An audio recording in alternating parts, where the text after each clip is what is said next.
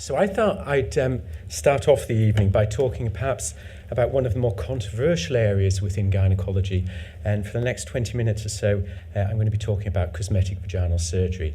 And for those of you who don't know me, this is where I work. This is King's College Hospital, and I'm a urogynecologist. And these are my relevant disclosures.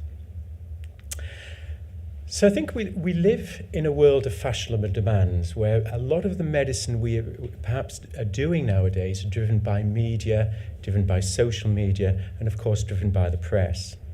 And I think very much so within gynecology, we've seen the rise of consumer demand.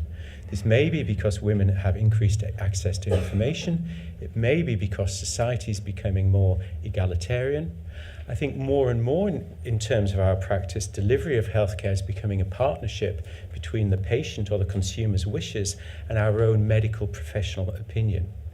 And I think it's also important to remember that the bothersomeness of a condition is perceived by the patient within their own context, and that of course may be different by our own more doctor-centered view of the condition.